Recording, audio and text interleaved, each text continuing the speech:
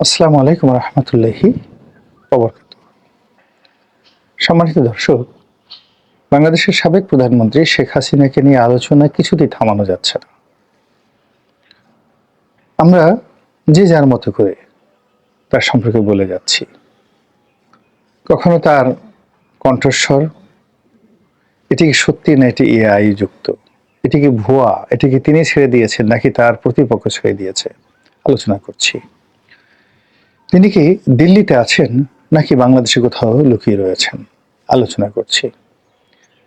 তিনি কি ফিরে আসবেন নাকি আসবেন না, তিনি কি আবার রাষ্ট্র ক্ষমতায় ফিরে পাবেন নাকি তাকে বাকি জীবন জেলখানার কারা প্রকোষ্ঠে কাটাতে হবে, তাও আমরা আলোচনা করছি। তিনি দিল্লিতে রাজকীয় মেহমান হিসেবে আছেন নাকি বন্দী অবস্থায় আছেন, তার সঙ্গে প্রধানমন্ত্রী নরেন্দ্র মোদী দেখা করছেন, ঘন ঘন সেই রাষ্ট্রের গুরুত্বপূর্ণ ব্যক্তি থেকে শুরু করে সবাই তার সঙ্গে দেখা করছেন, নেতাকর্মীদের সঙ্গে তিনি কথাবার্তা বলছেন।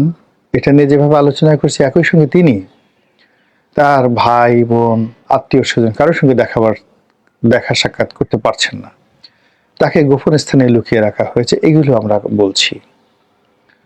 তিনি আগরতলাতে আসছেন বাংলাদেশে ঢোকার জন্য, আমরা এর আগে একবার আলোচনা করেছিলাম।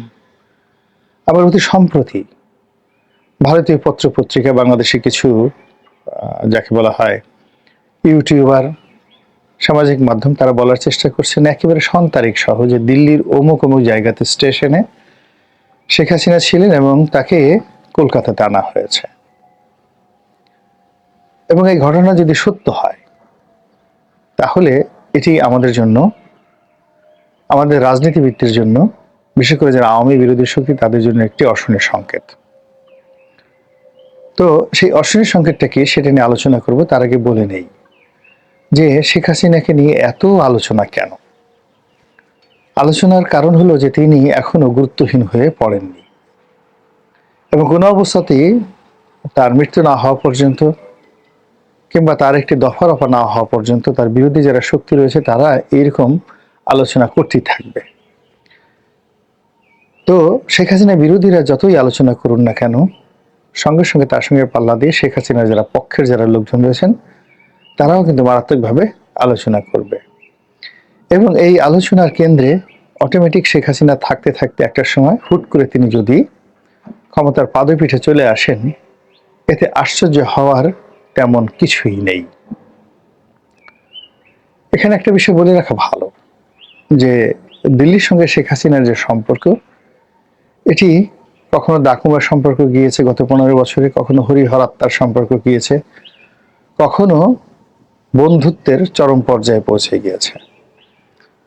আমি অনেক আগের থেকেই বলে আসছিলাম যে শেখ হাসিনাকে একটা শিক্ষা দেওয়ার জন্য দিল্লি চেষ্টা করছে এবং শেখ হাসিনাকে বিভিন্ন আকার ইঙ্গিতে তারা বোঝানোর চেষ্টা করেছে, কিন্তু শেখ হাসিনা কখনোই বুঝেননি।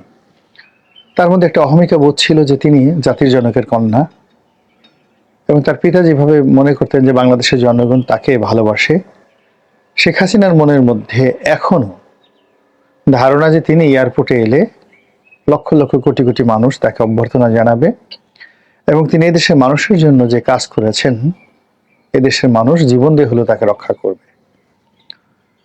তিনি এও মনে করেন যে সেনাবাহিনীর বা রাজনৈতিক অঙ্গনে কিছু কুলাঙ্গার রয়েছে, তারা তার সঙ্গে বেইমানি করেছে এবং তিনি বিশ্বাস করেন যে তিনি ধর্ম করেন, কর্ম করেন, তাহাজ্জুদ নামাজ পড়েন, আল্লাহর রহমত তার প্রতি রয়েছে এবং আল্লাহর যদি রহমত না থাকতো তিনি মারা যেতেন। যে পরিস্থিতি তৈরি হয়েছিল 2024 সালের আগস্ট মাসে, তাতে তিনি মারা যেতে পারতেন। যেহেতু তিনি মারা যাননি এবং এখন পর্যন্ত জীবিত রয়েছেন, সেহেতু প্রতিশোধ নেওয়ার জন্য, কিছু কর্ম করার জন্য এবং তার আরাধ্য তিনি যে কাজগুলো করার জন্য সংকল্প করেছেন, সেই কাজগুলো করার জন্যই তিনি মূলত বেঁচে আছেন। এবং তার যে কয়েকটি অডিও ফুটেজ আমরা দেখেছি যেগুলো ভাইরাল হয়েছে, সব অডিওতে তিনি তার এই বেঁচে থাকাকে আল্লাহর একটা নিয়ামত হিসেবে তিনি বর্ণনা করেছেন। তো কাজেই তার এই যে দৃঢ়তা, তার যে শক্তিমত্তা, তার যে আত্মবিশ্বাস, এটি শেখ হাসিনা বিরোধীদের জন্য একটি ব্যাড সিগন্যাল। দ্বিতীয়ত, তিনি যেখানে রয়েছেন এটিও তার বিরোধী শক্তির জন্য একটি ব্যাড সিগন্যাল। তিনি যদি আজারবাইজানে থাকতেন, তিনি যদি দুবাইতে থাকতেন, তিনি যদি ইভেন মালয়েশিয়াতে থাকতেন, এটি আমাদের জন্য ভয়ের কারণ ছিল না। কিন্তু প্রতিবেশী রাষ্ট্র ভারতে তিনি আছেন, এটি যে কোনো কারণে আমাদের জন্য একটি মারাত্মক হুমকি।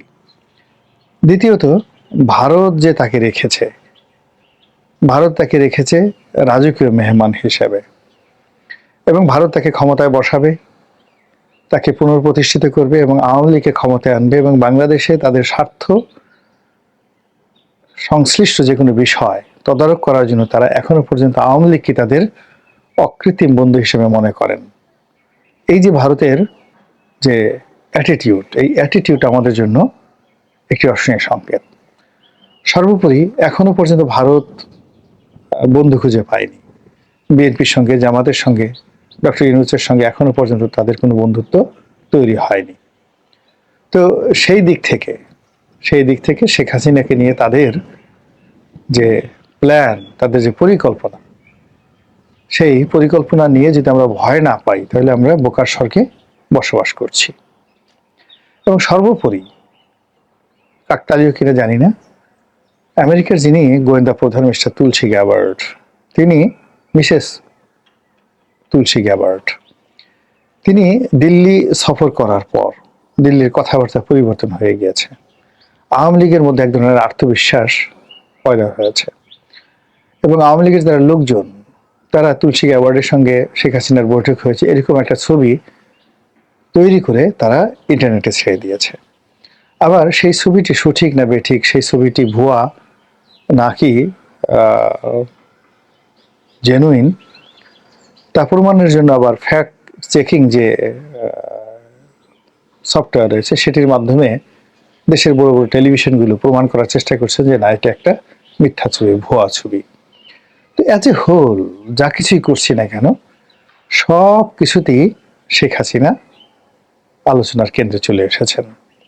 এবং তুলসী গ্যাবার্ড দিল্লি ত্যাগ করার পর যখন শেখ হাসিনাকে আবার কলকাতা আনা হলো বা আনা হয়েছে, এরকম ঘটনার কথা যখন আমরা শুনতে পাচ্ছি, এবং এই ঘটনা যদি বিন্দুমাত্র সত্য হয়ে থাকে তাহলে আমাদের খবর আছে। এর কারণ হলো আমরা জানি আওয়ামী লীগের বেশিরভাগ মানুষ এখন যারা পলাতক কলকাতাতে আছেন, দলের শীর্ষ নেতৃবৃন্দ। তো তাদের সঙ্গে যদি শেখ হাসিনার দেখা হয়, সাক্ষাৎ হয়, এবং আওয়ামী লীগ যেটি বিশ্বাস করে এবং প্রচার করে যে তারা এখনো ক্ষমতাহীন নয়, এখনো শেখ হাসিনা বৈধ প্রধানমন্ত্রী, এবং তারা সবকিছু মনে করছে যে আগের মতোই আছে। আসসালামু আলাইকুম প্রিয় দর্শক, কথা বলেন গোলাম মাওলা রনি, সাবেক সংসদ সদস্য, লেখক এবং জার্নালিস্ট। খুবই চমৎকার আলোচনা করলেন, বর্তমান বাংলাদেশের পরিস্থিতি নিয়ে আলোচনা করলেন। কেমন লাগলো আজকে গোলাম মাওলা রনির এই বিশেষ এই ভিডিওটি? অবশ্যই কমেন্টে জানাবেন। সবাই ভালো থাকবেন, সুস্থ থাকবেন। ভিডিওটি শেষ করছি। আসসালামু আলাইকুম।